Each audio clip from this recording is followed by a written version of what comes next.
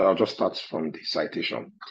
All right, so I'm introducing our guest speaker for this evening, Rotarian Catherine Malenya, and I'll be reading her bio as displayed on the screen. She's a charter member of the Rotary E-Club of 9212 Safari, Kenya since the year 2020. Her classification is Operations and Human Resource Management. She's the immediate past president and currently serving as the club trainer and service project director. She's been actively involved in various leadership roles in our club, including serving as club secretary, governance and ethics director, and president for the year 2023/2024. She's a proud Rotarian dedicated to driving impactful initiatives and fostering the Rotary culture of service above self. Rotary, according to her, has provided her with an opportunity to continue serving her community and impacting the lives of those who are vulnerable and creating hope in the world. She has participated in various service projects held by our club, ranging from distribution of sanitary kits to teenage mothers and women in prison, distribution of school stationery to children in the informal settlement and schools in underserved communities, distribution of readers in a school in the suburb of Nairobi, just to name a few. She's volunteered for many years at Light Up East African Foundation as a project manager, spearheading projects in environment protection and education. She's also a director at the Child's Dignity, an organization that focuses on addressing the needs of children affected by trauma to help them achieve their full potential and have equal access to education. Her area of interest is community service, traveling and learning about new cultures, as well as reading books. She enjoys cooking and entertaining guests, as well as listening to music and putting, can you please scroll down?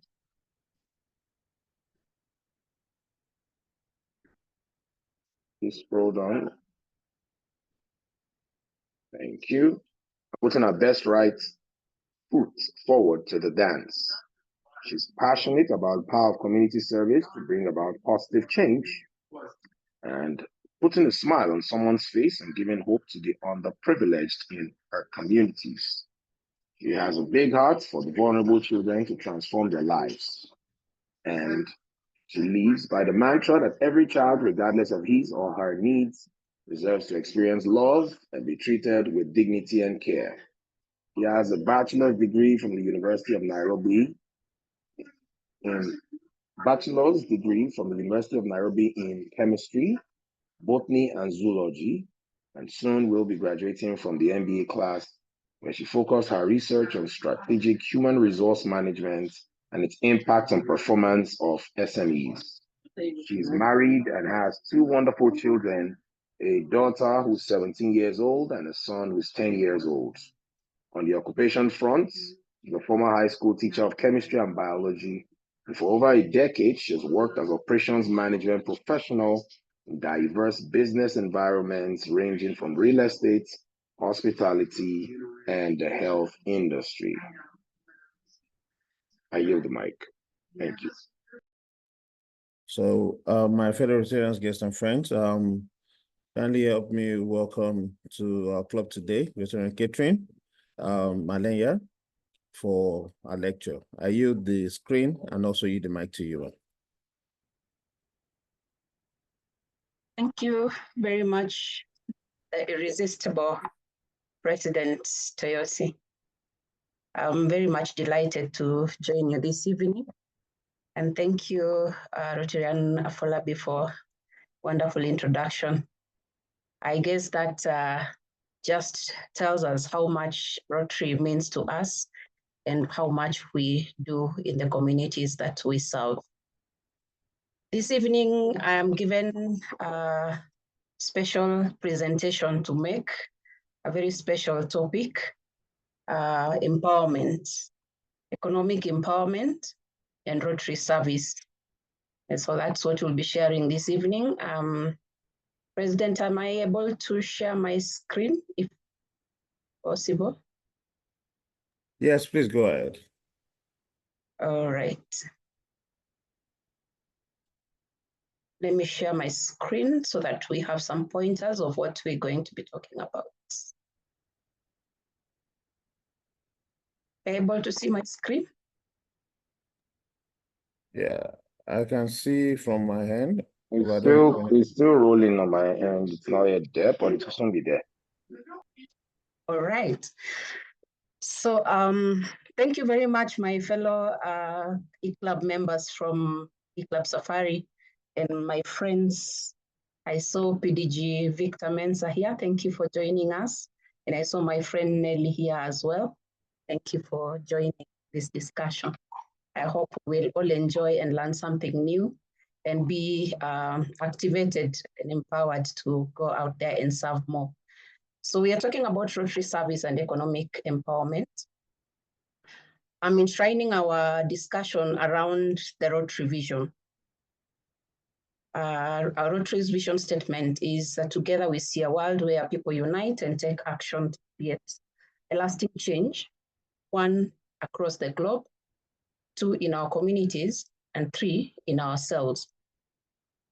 And Rotary has 7 areas of focus. We are people of action. We dedicate our vocations, professional skills, passion, energy to deliver sustainable projects in our communities, lasting change in our communities. And as the vision statement goes, it tells us that we don't remain the same as well as we continue to serve. And we will see that as we go on with our presentation. Rotary we focus our projects in 7 focus areas, just to mention peace and conflict resolution, disease prevention, providing clean water and sanitation, hygiene, saving mothers and children, education and literacy, growing our local communities, and protecting our environment. So growing our local communities, you'll see it falls under the focus area economic and community development.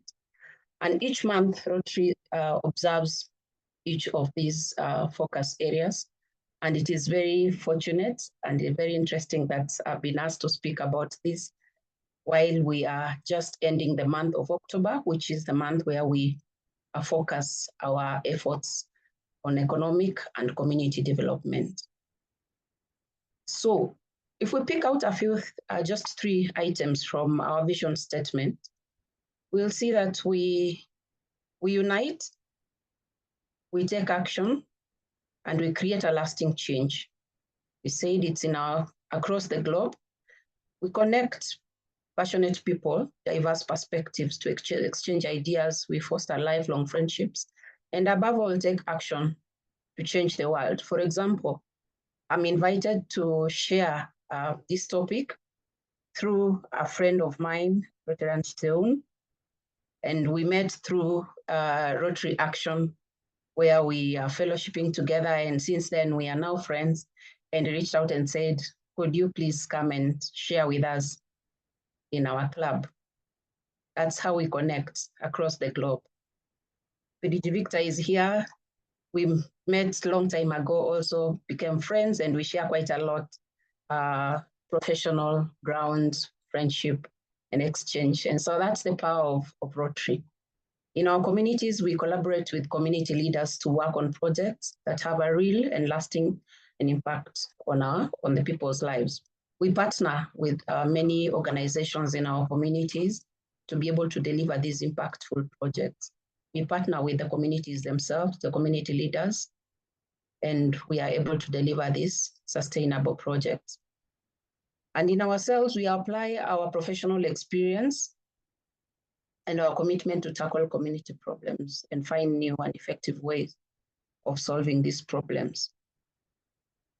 And so you can see the Rotary vision statement just brings out everything that we are as Rotarians. At community level, we are involved in projects that support investment in people to create a long-lasting economic improvement in their lives and that of their communities. How do we do this? We do by building capacity to support economic growth and reduce poverty. We develop opportunities for work.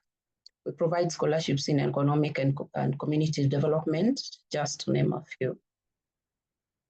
So when we say economic empowerment, what do we mean?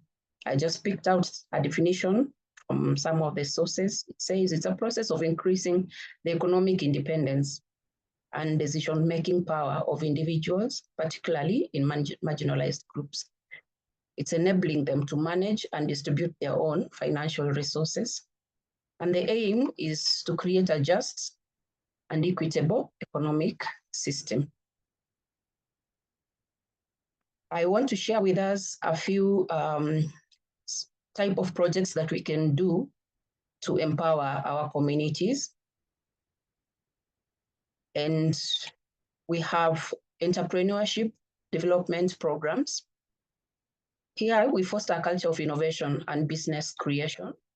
For example, you can, as a club, you can set up a startup incubator program, which is supporting youth, women, entrepreneurs. You train them, provide them mentorship, you give them seed funding so that they can launch their small businesses. And when they are empowered this much, they are able to support their families and lift themselves out of poverty in their communities. You have, you can do market access and value chain development, where you do initiatives that help producers, manufacturers in the local communities who are doing small scale to improve their products and access wider markets. An example I would give, we have a former Rotarian. She is on sabbatical, but she runs an organization where she rescues women from gender-based violence. And she has moved a step forward to train them on various skills. She's training them to make products, which now they can go and sell in the communities. And once they've made their products, she helps them to get the markets for the products. So once these ladies leave her rescue home, they're already empowered with skills and they have the access for the markets for the products that they have learned how to make. Okay. Can also do vocational training and education. A case here for our club, we have a global grant where we are building, we are developing a TVET institute. And this is meant to train those children who are unable to move to higher education so that they can acquire the trade skills, learn about entrepreneurship, financial literacy. And this will increase their employability, and not just employability. We're looking at a situation where they are able to employ themselves. They're able to use their trade skills to participate in the community and contribute economically without having to depend on being employed. Then there is microfinance and microcredit initiatives. Here you find a club would either through a global grant or a club-to-club partnership or any other partnership with the finance institutions, you set up a microcredit initiative where you're empowering individuals to start and expand their businesses, and they create jobs. And this way you're providing them with financial services, small loans, saving accounts, because they don't have access to the traditional banking services. And you're also training them on financial literacy. So here you're killing two birds with one stone.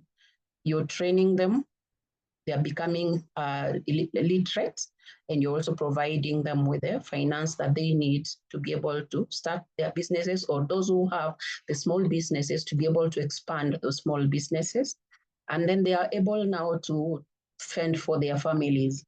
And so that becomes a revolving activity, because they are able to educate their children, they are able to clothe their children, they are able to fend for their children. And as we talk about some of the traumas that affect children in our communities, one of the biggest trauma cause is poverty. Because when children are going to school and they are unable to get the things they need in school, the books, they do not have a shoe in their foot to go to school. That causes a child trauma. So as they grow, these are traumas that go along with them into their adulthood and affect the kind of people that they become in the society in adulthood. So as you do this kind of projects, you look beyond just the loan giving the money, but the effect, the ripple effect it has in the community.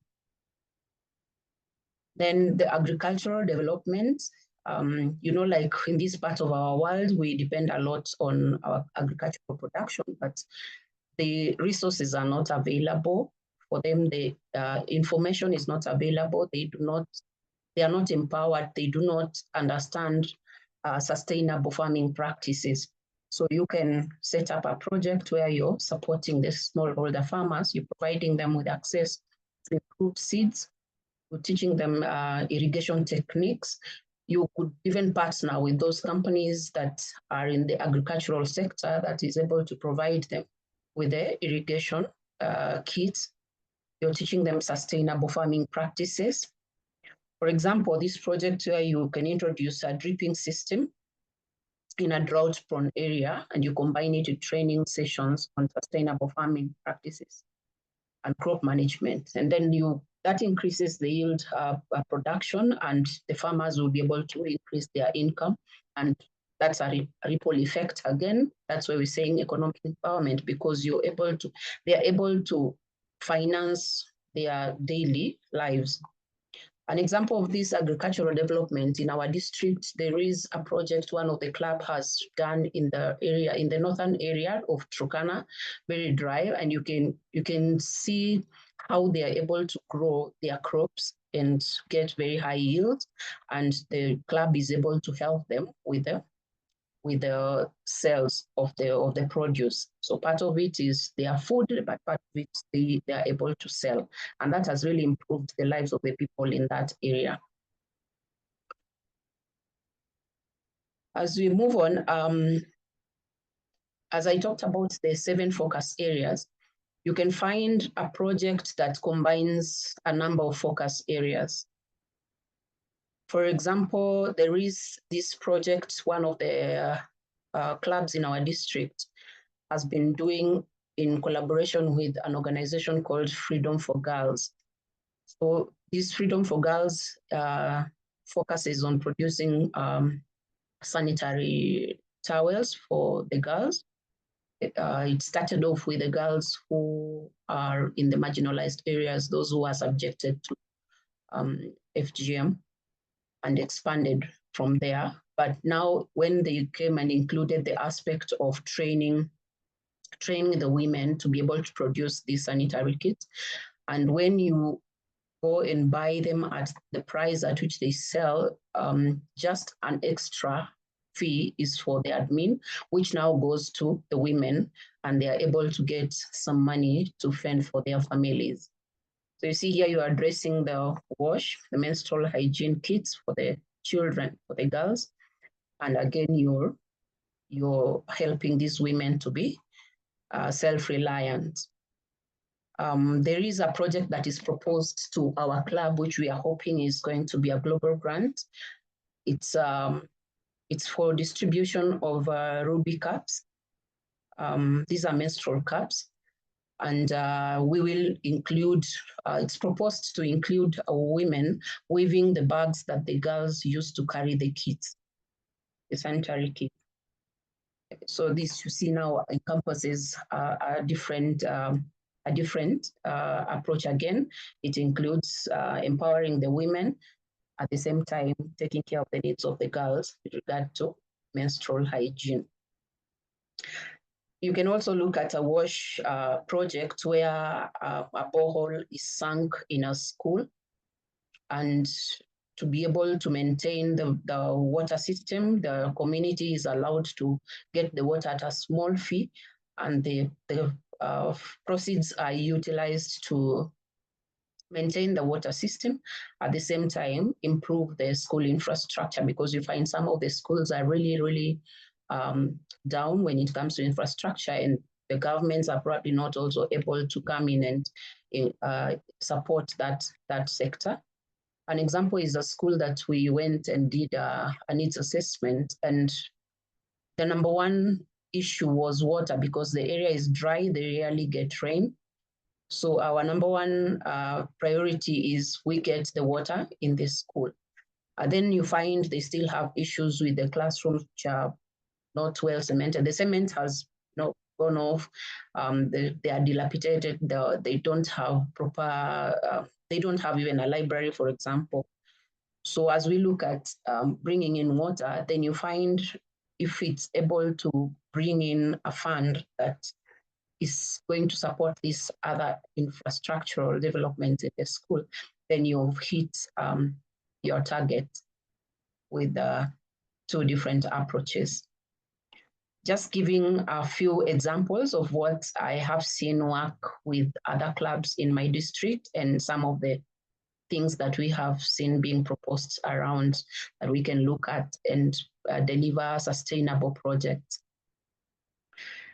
Now, as we said in our vision statement, we say we create a lasting change in ourselves as well.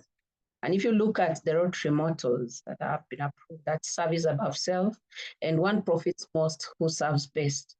It means you benefit in a way as you continue to serve and serve above self. One, we establish professional connections as Rotarians when we participate in various networking groups. E.g., for example, there's a group, Rotary Means Business, where people connect and create business relations, able to expand their businesses by partnering with one another, able to get ideas of how to improve your business. Maybe you had a business idea and you're able to build on it and become, a better person and build your empire, like President included on the flyer. I looked at that and I smiled. Then we expand our skills. We participate in service projects. From my own experience, the participation in service projects has really increased my skill set. Last year, as president, while I was helping the club working through a global grant, I learned a lot of things, leadership, communication, planning, all those, and it really expands your skill set. Some of the things probably I wouldn't have gathered from my usual 8 to 5 job. There are leadership trainings that go on, which really increase our leadership skill. There are many courses on my Rotary that really enhance our skills and just our daily lives. Yeah, and in Rotary, we find inspiration. When we connect with members in our vocations, we're able to set higher goals in our vocation or even in our own business. You'd be doing a certain business and you're probably struggling with a certain way of dealing with it. But when you meet fellow Rotarians who have, probably some of them have been there in the same business or in a different business and done things differently, and it worked, and it becomes an inspiration to you, and you're able to grow as a person. Rotary helps us to foster friendships, facilitates networking through friendship exchanges. When we attend the district conferences, the RI convention, we make friends, long-lasting friends, and that we learn from a lot. I have made very many friends, very great friends, I would say. And yes, I believe we also change as we go and serve our communities there. Those of us who are Christians, we know in the Bible it says, "Give and it shall come back to you." So we believe it will always come back. It never goes in vain. So you have to keep on serving and serving selflessly. We are guided by the 4-wage test. So I believe that if we observe all this, we will be inspired, and I want to serve and serve more and look at projects that can be able to impact our communities in a bigger way, partnering with other clubs to be able to get bigger funding in terms of global grants that will give you a bigger impact in the community. And so I end that by just saying, according to what the Rotary Action Group of Economic Development, creating opportunities is by investing in communities. It creates opportunities by investing in communities. So let's go out there and invest in our communities so that we can improve the lives of those people who depend on us to solve problems in their worlds. Thank you very much, President. Back to you. Thank you very, very much, Rotary and Malenya, for that very insightful presentation. I like the last quote, that we need to create opportunities by investing in our communities. Thank you so much.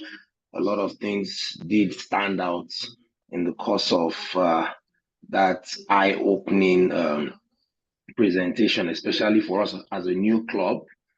I could pretty much say it was an all-encompassing presentation leading with lots of community project ideas. It was an eye-opener talking about, for what your district is doing and what you've shown us. It's like approaching community problems from all levels: education, microcredits, reducing poverty, empowering people through the manufacturing of products, getting them off takers. That's like solving all of their problems all in one, because that's, economic problems are very key: agricultural production. And then I think the one that really, everything, lots of things stood out, but the one I'm really curious about, and since we're going to be asking questions now, I'll be coordinating that, but I want to set the ball rolling by asking the first question. The manufacturing of sanitary towels, which you talked about, how readily available are these materials? Is it as easy as you said it, and things like that? I'm sure a lot of us will want to know more about that. I'm curious about that. Thank you.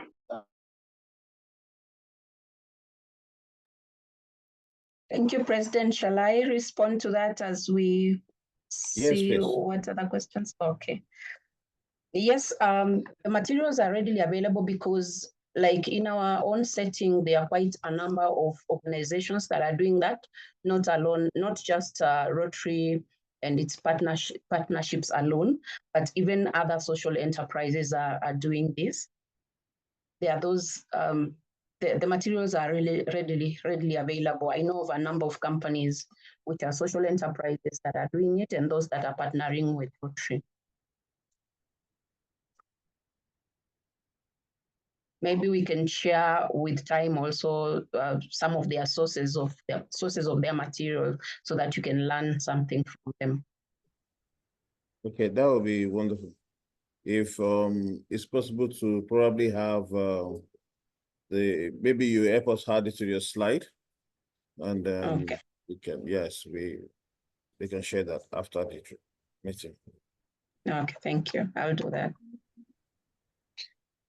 Thank you very much, ma'am. So under your leadership still, CP, I'm still continuing with the coordination of the questions. I can see your own question in the chat, so I'll just read it out for Rotary and Malenya to respond. It said, how is it possible to get funds to do this, or we need to collaborate with other clubs to get it done? Since we all know it's capital intensive, please advise. I know she mentioned a bit of it, but maybe she wants to expound further.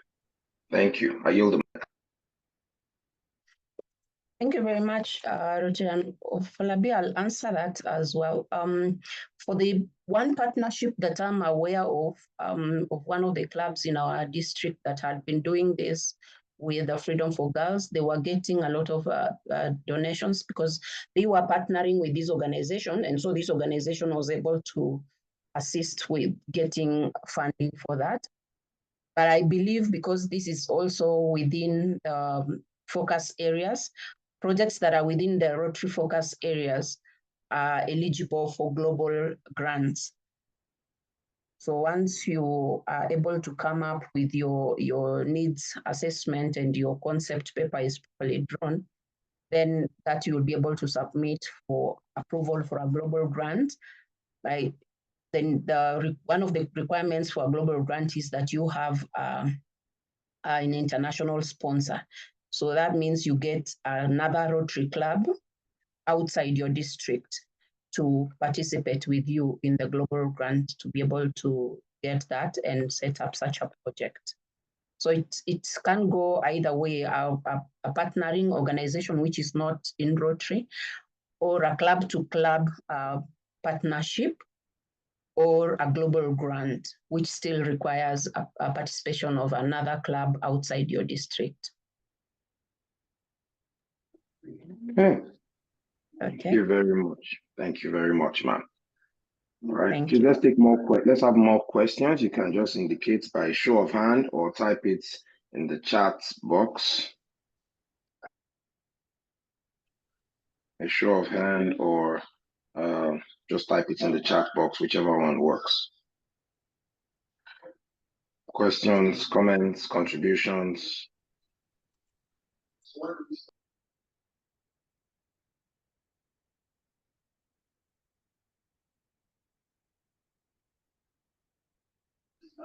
Okay, so since in the absence of any other question, I can't see any hand up or any other comment in the chat box. Oh, thank you again, Rotary Malenya, for the very insightful presentation. I'm sure I'm speaking the mind of my club president by saying that we'll be back to you to guide us in a lot of this, because of course you've already done this and you have the badge to show for it. And as we fondly say in Nigeria parlance, you've been able to show us working. So we'll be back to you to guide us so that we don't get it wrong and we get it right, just the way you and your district have gotten it right. Thank you very much. I yield the mic back to you, CP, sir. Thank you so much. I was about asking